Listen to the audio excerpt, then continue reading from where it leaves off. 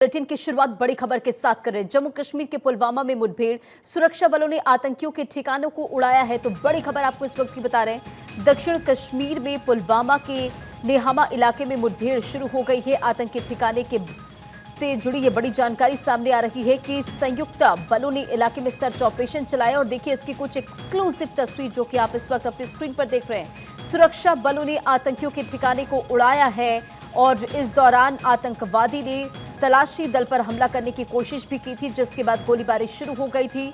तो बड़ी खबर आपको बता रहे, एक्सक्लूसिव तस्वीर फिलहाल आपके स्क्रीन पर इस वक्त की बड़ी खबर आपको बता रहे। जम्मू कश्मीर के पुलवामा में मुठभेड़, सुरक्षा बलों ने आतंकियों के ठिकाने को उड़ाया है और ये देखिए किस तरह से धुएं का गुबार आसमान में उठता हुआ नजर आ रहा है। पुलवामा मुठभेड़ में लश्कर के दो बड़े आतंकी कमांडर फंसे हैं। रईस अहमद और रियाज अहमद डार दोनों पुलवामा जिले के निवासी हैं और फिलहाल देखिए मुठभेड़ जारी। और इसी बीच ये एक्सक्लूसिव और बड़ी खबर आपको बता रहे, एक्सक्लूसिव तस्वीर आपके स्क्रीन पर है जहां सुरक्षा बलों ने आतंकवादियों के ठिकानों को उड़ाया है। काले धुएं का गुबार आसमान में निकलता हुआ नजर आ रहा है। तो जम्मू कश्मीर के पुलवामा में मुठभेड़ और इससे पहले पिछले दिनों जम्मू कश्मीर के पुंछ में एयरफोर्स के वाहनों के काफिले पर आतंकी हमला हो गया था और इस हमले में 5 जवान जख्मी हुए थे। और इसी खबर पर अधिक अपडेट के साथ सैयद तजम्मुल अधिक अपडेट के साथ जुड़ गए हैं। सैयद, ये तस्वीरें हम देख पा रहे कि किस तरह से सुरक्षा बलों ने आतंकियों के ठिकानों को उड़ाया है। फिलहाल क्या अपडेट है मुठभेड़ को लेकर, क्या जानकारी और किस तरह से सर्च ऑपरेशन आगे बढ़ रहा है? रजना, ये जो धुआं इस वक्त आसमान में उड़ता नजर आ रहा है, ये दक्षिणी कश्मीर का पुलवामा काकापोरा नेहामा इलाका है, जो कि श्रीनगर के एंट्री गेट से तकरीबन 2 या 2.5 किलोमीटर का ही फासला है। और हम जिस जगह खड़े हैं यहाँ से 1 से 1.5 किलोमीटर दूर ही नेहामा काकापोरा का वो एरिया शुरू होता है, जहां से मिलिटेंटों की मौजूदगी की इत्तला मिलने के बाद सुरक्षा बलों ने आज सुबह इसका कॉर्डन एंड सर्च ऑपरेशन शुरू कर दिया। जिसके बाद करीबन 6 घंटे होने को आए कि जब इस सर्च ऑपरेशन के बाद काला धुआं जो इस वक्त आसमानों की तरफ उड़ रहा है, दरअसल ये वो घर हैं, ये वो बिल्डिंगें हैं, ये वो मकानात हैं जो काकापोरा निबा पुलवामा में मिलिटेंटों के छुपे होने की इत्तला सुरक्षा बलों को मिली थी। कुल मिलाकर ये सारा मामला कैसे शुरू होता है, श्रीनगर में कल जिस तरह से पूरे मुल्क में काउंटिंग होगा वोट का, इसी तरह से श्रीनगर और बाकी इलाकों में भी है। और डायरेक्टर जनरल पुलिस ने कल ही खुसूसी बातचीत के दौरान आर स्वैन ने कहा था कि सरहद पर लॉन्चिंग पैड्स पर 60 से 70 के करीब मिलिटेंट ऐसे मौजूद हैं जो इन्फिल्ट्रेशन के फिराक में है, इस तरफ आने की कोशिश कर रहे हैं। लेकिन operation all out 1, Ranjana all out 2 के बाद दक्षिणी कश्मीर का ये जो इलाका है निबा काकापोरा पुलवामा, उसके अलावा त्राल का इलाका है, ये वो इलाके हैं जहां आपने बीते हफ्ते ही लंबी लंबी कतारें वोटरों की देखी थी।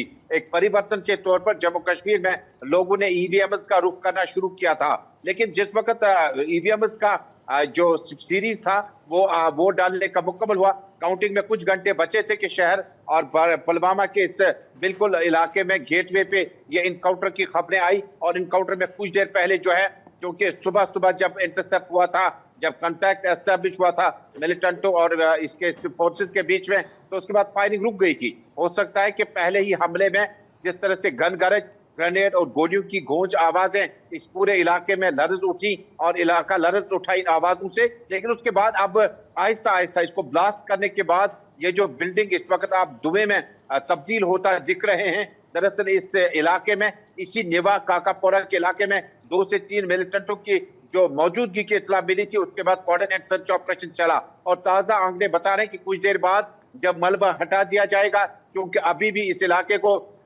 सैनिटाइज किया जा रहा है, कॉर्डन सर्च ऑपरेशन के साथ साथ इस इलाके में यह पता चलेगा कि इस धमाके के बाद, मकान को गिरने के बाद, इसमें से डेड बॉडीज जो है, डब्रीज में से कितनी डेड बॉडीज निकलती हैं, मलबा हटने के बाद ये सारी सिचुएशन आ जाएगी। लेकिन करीबन 5 या 6 घंटों के इस इनकाउंटर को एस्टेब्लिश को इनकाउंटर में तब्दील करने के बाद सुरक्षा बलों ने मिलिटेंटों को सरेंडर का ऑफर किया, जो उन्होंने ट्रेडिशनल तौर पर ठुकरा दिया।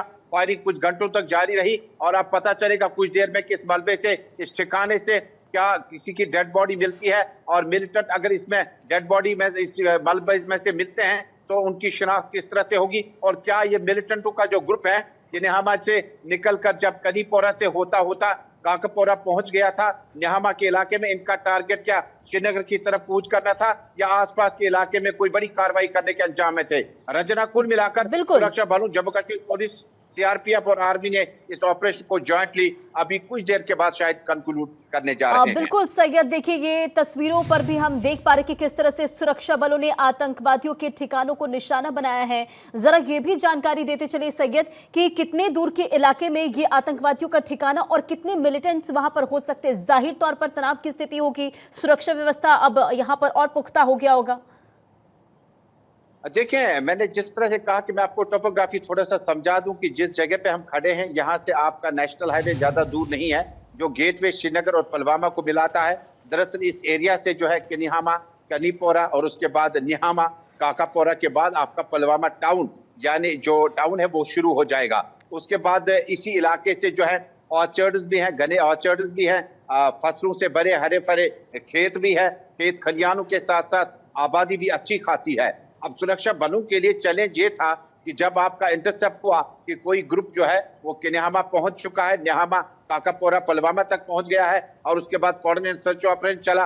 लेकिन चूंकि सुबह सुबह पुलवामा से मिल्क का प्रोडक्शन बहुत ज्यादा है और दक्षिणी कश्मीर का ये पुलवामा इलाका मिल्क बड़ी क्वांटिटी में लेकर श्रीनगर की तरफ कूच करता है। इसी तरह से फल फ्रूट सब्जियां श्रीनगर की तरफ कूच करती हैं। स्कूली बच्चों ने किन्हामा, कनीपोरा, निहामा इस इलाके में स्कूल जाना हो या सरकारी मुलाजमीन ने अपने घरों से बाहर निकलना हो, तो ये माहौल था कि इस माहौल में किस तरह से ऑपरेशन को कंक्लूड किया जाए, क्योंकि दाएं बाएं अगर कहीं से भी गोली चली, अगर उसमें कैजुअलिटी किसी आम शहरी की या सिविलियन की हो जाती तो उसमें जम्मू कश्मीर पुलिस को लॉ एंड ऑर्डर कंट्रोल करने में बाद में परेशानी हो जी आती है। लेकिन इस बीच में इस माहौल को शांत तरीके से इनकाउंटर को कंक्लूड करने से पहले इस इलाके में काफी देर तक सर्च ऑपरेशन चला, डोर टू डोर कार्रवाई चली, ऑर्चर्ड्स, खेत खलियान में सुरक्षा बलों का डिप्लॉयमेंट कर दिया गया ताकि वहां से भागने के तमाम रास्ते सील कर दिए गए। और उसके बाद आते आते सुरक्षा बलों के खिलाफ जिस तरह से मिलिटेंटों ने मोर्चा संभाला था पहले, उसके बाद रिटालिएशन में और वापसी में इनकाउंटर में गोलियां चली और अब कुछ देर बाद जो मलबा हटा दिया जाएगा इस मकान से। अमूमन इस तरह की सीरीज ऑफ इनकाउंटर्स में हमने देखा है कि जब जब भी मकानों के अंदर मिलिटेंट पनाह लेते हैं तो इन्हें 2 से 6 घंटे तक इस ऑपरेशन को कंक्लूड करने में लग ही जाते हैं। बहरहाल दोपहर शुरू होने से पहले ब्लास्ट शुरू हो चुके हैं और इस इलाके में कई मकान जो है वो ढह गए हैं, गिर गए हैं, जिसका गालबन ये मतलब है कि जहां मिलिटेंट गोलियां चला रहे थे कंक्रीट मकानात से या मकानों के अंदर से, खिड़कियों से, दरवाजों से, तो वो इंटरसेप्ट करने के बाद अब तैयारी है कि चूंकि school, college, university, hospital, private hospital इस एरिया में है, मोमेंट को बिल्कुल फ्री कर दिया गया, ईज आउट कर दिया गया और आहिस्ता आहिस्ता जो डिप्लॉयमेंट है यहाँ से निकलने से पहले बिल्कुल देखिए सुरक्षा व्यवस्था वहां पर और भी बढ़ा दी गई है। और फिलहाल ये जानकारी आपने दी है, तमाम जानकारियों के लिए बहुत बहुत शुक्रिया।